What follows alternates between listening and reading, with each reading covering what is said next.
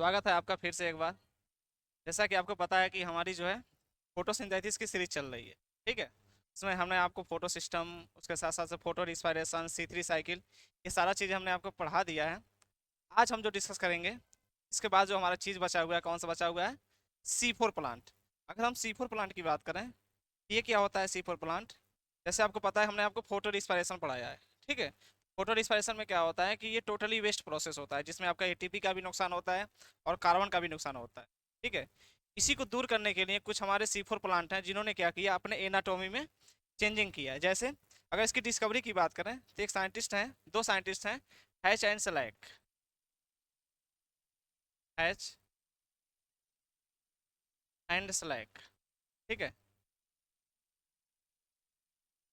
इन्होंने सबसे पहले दिया था गिव दी C4 साइकिल। ठीक है। इन्होंने C4 साइकिल दिया था किसमें? इन मेज एंड शुगर केन। ठीक है। शुगर केन में इन्होंने देखा कि ये क्या होता है, उसमें एक C4 साइकिल वाली प्रक्रिया हो रही है। इन्होंने क्या किया, जो मेज और शुगर है, शुगर केन है, इन्होंने अपने एनाटोमी में चेंज किया है।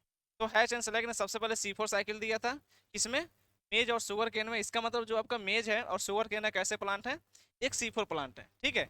इसलिए इस C4 प्लांट को जो हैच एंड स्लैग ने दिया था, इसलिए इसको हैच एंड स्लैग पाथवे भी बोलते हैं। Hatch and slag pathway. ठीक है। इसको क्या बोलते हैं? हैच एंड सेलेक्ट पाथवे बोलते हैं। ठीक है। आपका मेज और शुगर केन, ये जो आपका सीफर प्लांट है, ये होता क्या है, जैसे हमने आपको बताया था कि आपके ऊपर जो होते हैं इपीडर्मिस सेल होते हैं, अपर इपीडर्मिस होता है, नीचे आपका लोअर इपीडर्मिस होता है। ठीक है। नीचे आपका कौन सा है? लोअर इपीडर्मिस है। ठीक है। इसके बीच में आपके मीजोफिल सेल पाए जाते हैं। इसके बीच में आपको क्या देखने को मिलते हैं? मीजोफिल सेल देखने को मिलते हैं। ठीक है। आपके सेल देखने को मिलते हैं। ठीक। तो ये जो आपके सीफर प्लांट हैं, क्या करते हैं कि अपने मीजोफिल सेल में अपने एनाटोमी में थोड़ी सी चेंजिंग करते हैं। ठीक है। ऐसे मान लीजिए, ऐसे आपके क्या बना लेते हैं? मीजोफिल सेल बना लेते हैं। ठीक है। ठीक है। ऐसे क्या कर लेते हैं, ये सेल बना लेते हैं। और क्या करते हैं ये, आपको पता है कि ये क्या करते हैं, फोटो रिस्पायरेशन को एवॉइड करते हैं। यानी कि फोटो रिस्पायरेशन मतलब जब आपका रुबिस्को एंजाइम किसकी तरह काम करता है? ऑक्सीजनेज की तरह काम करता है। तो ऑक्सीजन को क्या करता है, अधिक मात्रा में कैप्चर करता है और फोटो रिस्पायरेशन चलाता है, जिसमें कार्बन का नुकसान होता है, एटीपी का नुकसान होता है। तो ये करते क्या है, तो यहाँ पे एक अलग प्रकार का क्या होता है, एंजाइम डेवलप करते हैं, जो आपका ऊपर जो इपीडर्मिस है, इसमें रखते हैं पेप्केज एंजाइम। यहाँ पे पेप्केज एंजाइम पाया जाता है। ठीक है। पेप्केज एंजाइम पाया जाता है। यहाँ पे भी पेप्केज एंजाइम पाए जाते हैं। ठीक है। और करते क्या है, ये अपने एनाटोमी में चेंज करके क्या करते हैं, जो आपका टुबिस्को एंजाइम है, इसको इन सेल में भेज देते हैं। ठीक है। इन सब बीच वाले सेल में भेज देते हैं। ठीक है। ये क्या करते हैं, इसको बीच वाले सेल में भेज देते हैं। तो ये जो सीफर प्लांट ने अपने एनाटोमी में चेंज किया है, उसे बोलते हैं क्रेंज एनाटोमी। क्या बोलते हैं इसको? क्रेंज एनाटोमी बोलते हैं। ठीक है। इसको क्रेंज एनाटोमी बोलते हैं। और ये जो सेल हैं आपके, इसे बोलते हैं green bundle sheath cell. Green bundle sheath cell. ठीक है। ये कंडीशन केवल आपके C4 प्लांट में ही पाई जाती है। ठीक है। और ये जो आपका पेप्केज एंजाइम है, ये जो आपका पेप्केज एंजाइम है, ये जब भी काम करता है तो ये कार्बोक्सिलेज की तरह काम करता है। कार्बोक्सिलेज इसकी तरह काम करता है ये। कार्बोक्सिलेज की तरह काम करता है। यानी कि जब ये कार्बोक्सिलेज की तरह काम करता है, और तो केवल ये किसको फिक्स करता है? कार्बन डाइऑक्साइड को ही फिक्स करता है। कभी भी ये ऑक्सीजनेज की तरह काम नहीं करता है। अगर इस लीफ के चारों तरफ या लीफ के ऊपर स्टोमेटा के आसपास में अगर ऑक्सीजन की मात्रा बढ़ भी गई, तभी इसको कोई फर्क पड़ने वाला नहीं है। ये जब भी फिक्स करेगा तो किसको फिक्स करेगा? कार्बन डाइऑक्साइड को ही करेगा।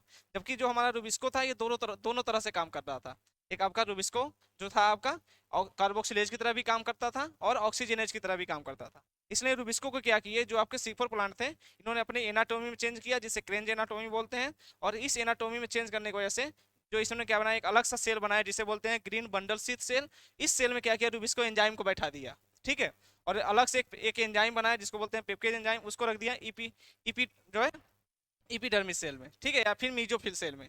तो ये केवल कार्बोक्सिलेज की तरह काम करेंगे, इसको ऑक्सीजन से कोई मतलब नहीं होता है। ठीक है। तो इसमें जो पहला कार्बन डाइऑक्साइड एक्सेप्टर होते हैं, ठीक है। या फिर इसमें लिख सकते हैं कि इसमें जो पहला स्टेबल प्रोडक्ट बनता है, फर्स्ट स्टेबल जो प्रोडक्ट बनता है, ये होता है ऑक्जेलो एसिटिक एसिड। ठीक है। और ये कितने कार्बन का होता है? 4 कार्बन का, इसलिए इसको बोलते हैं C4 साइकिल। ठीक है। और जिस प्लांट में ये साइकिल होती है उसे बोलते हैं C4 प्लांट। ठीक है।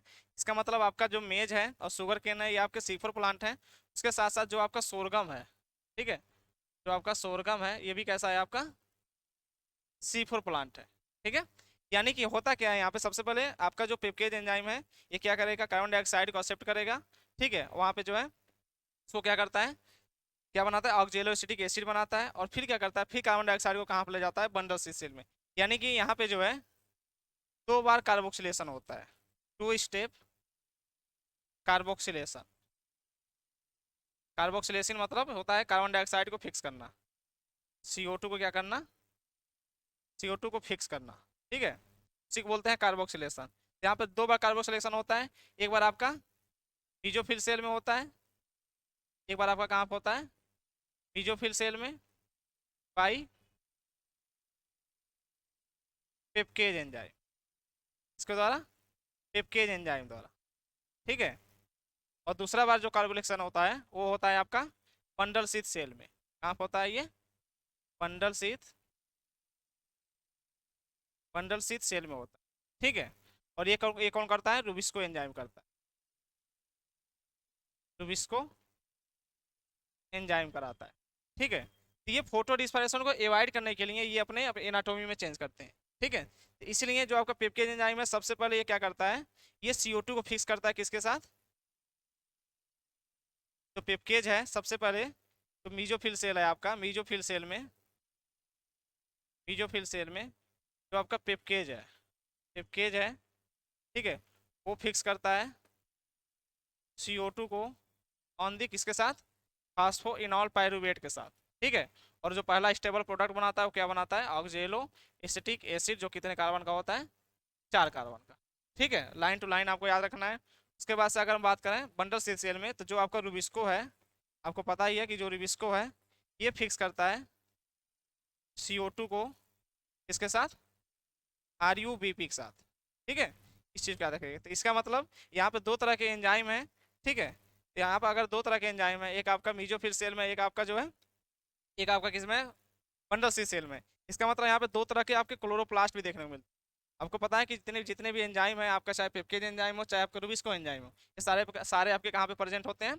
पेप्केज एंजाइम में पाए जाते हैं। इसलिए ये जो है आपका कैसा है, ये जो आपके जितने भी आपके C4 प्लांट होते हैं, जो C4 प्लांट होते हैं उसमें पाया जाता है हैव डाइमॉर्फिक, डाइमॉर्फिक क्लोरोप्लास्ट। ठीक है। यानी कि जितने भी आपके स्वीपर प्लांट हैं उसमें आपके 2 क्लोरोप्लास्ट देखने को मिलते हैं। एक क्लोरोप्लास्ट आपके मीजोफिल सेल मीजोफिल सेल में देखने को मिलता है, और एक आपका one in mesophyll cell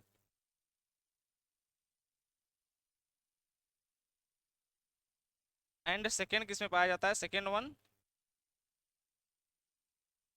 in bundle sheath से। ठीक है। Bundle sheath cell. इस तरह से आपके 2 तरह के क्लोरोप्लास्ट पाए जाते हैं किसमें? C4 प्लास्ट में। ठीक है। अगर बात करें फोटोसिंथेटिकली जो है, तो है फोटोसिंथेटिकली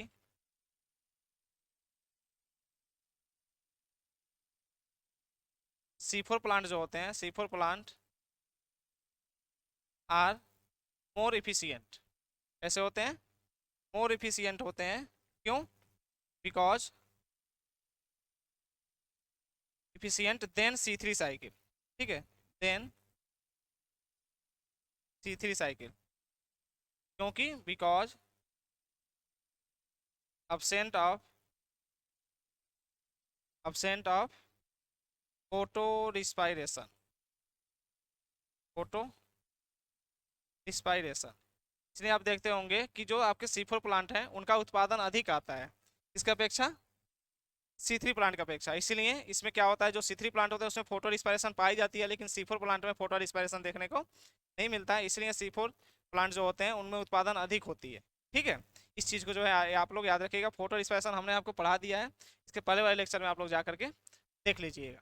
ठीक है, तो आपके C4 प्लांट में इतना ही जो इंपॉर्टेंट चीज़ है मैंने बता दिया है, इसको कम से कम आप लोग जो है याद रखिएगा। एंजाइम कौन कौन से होते हैं, और इसमें कौन सी एनाटोमी पाई जाती है, और जो है इसमें कितने प्रकार के क्लोरोप्लास्ट पाए जाते हैं, और कौन कौन से एंजाइम पाए जाते हैं। ठीक है, ये सारी चीज़ें हैं जो इंपॉर्टेंट है। फर्स्ट स्टेबल प्रोडक्ट बनता है ऑक्जेलोसिटिक एसिड, जो 4 कार्बन का होता है, इसने इसको बोलते हैं C4 साइकिल। सबसे पहले बताया किसने था, एच एन स्लैक ने। ठीक है, ये इंपॉर्टेंट है, इसको याद रखिएगा।